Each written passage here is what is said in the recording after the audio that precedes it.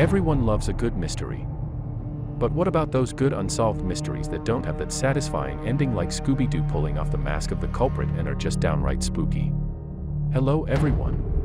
Welcome to another episode of Twisted Tales of True Crime. Today, we're delving into one of the most chilling mysteries in the annals of true crime history, the Black Dahlia. But that's not all, we've got more spine-tingling stories to share. These unsolved cases, like the JonBenet Ramsey mystery and the murders of Jack the Ripper, have rocked our history books for the better part of a century. All of these cases are baffling, strange, creepy, and frustratingly unsolved. So, grab your detective hats, and let's jump right in. Our story begins in Los Angeles, in 1947. A beautiful young woman, Elizabeth Short, known as the Black Dahlia, was found brutally murdered and mutilated in a vacant lot.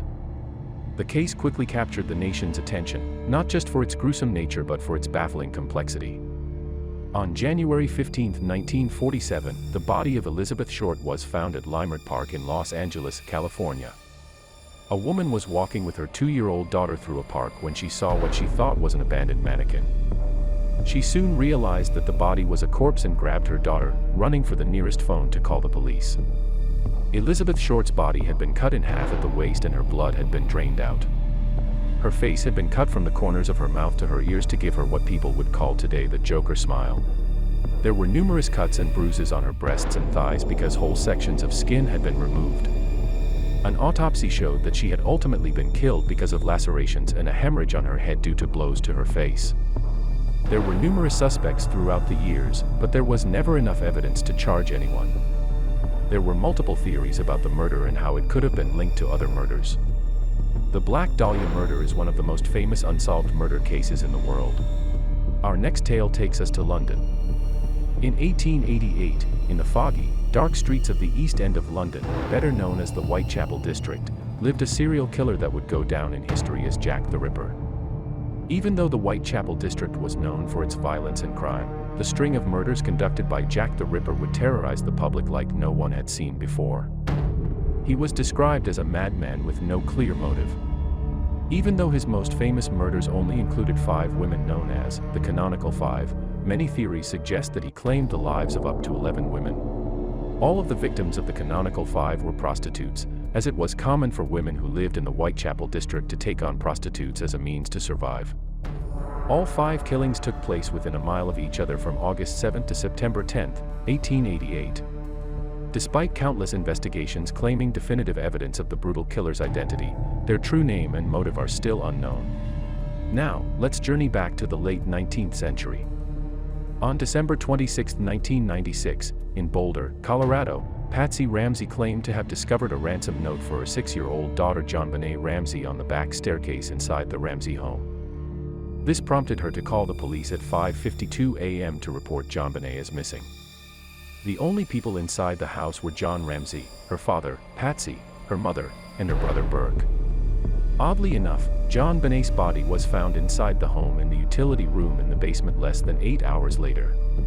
The body was found by John and duct tape was found across her mouth and a smooth cord around her neck.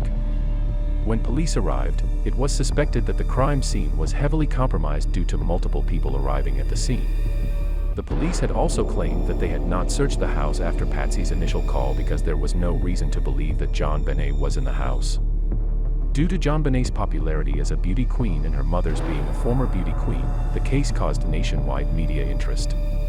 Today, the crime is still unsolved and remains an open investigation with the Boulder Police Department. Our final story takes us to California. In the late 1960s and early 1970s, a serial killer known as the Zodiac Killer terrorized Northern California. There were at least 5 victims, but later on, the murderer would claim he killed at least 37 people in total.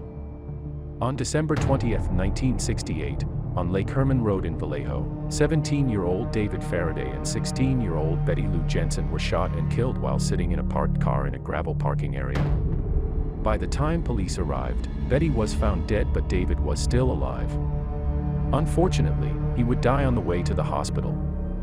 This was the first murder that the Zodiac Killer committed and got away with.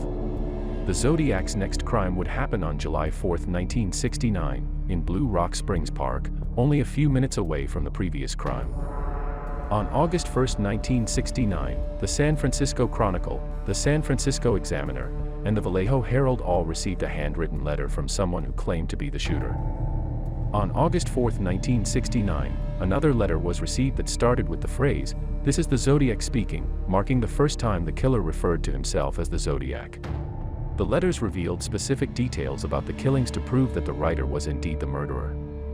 All the letters were signed with a circle with a cross through it, the symbol that would eventually be known as the mark of the Zodiac Killer. After claiming 3 more lives and causing nationwide terror, the Zodiac Killer wrote his final letter on January 29, 1974, concluding the letter with a new score of Me equals 37 SFPD equals 0. The true identity of the killer has never been found. And there you have it, folks, a glimpse into the twisted tales of true crime. From the haunting mystery of the Black Dahlia to the chilling case of the Jack Ripper and the famous mystery of JonBenet Ramsey, and finally, the enigma of the Zodiac Killer, these cases continue to captivate and baffle us. Remember to subscribe, like, and share this video to keep the mystery alive. And if you have any theories or suggestions for future episodes, leave them in the comments below. Until next time, stay curious, stay vigilant, and never stop exploring the darkest corners of the human psyche.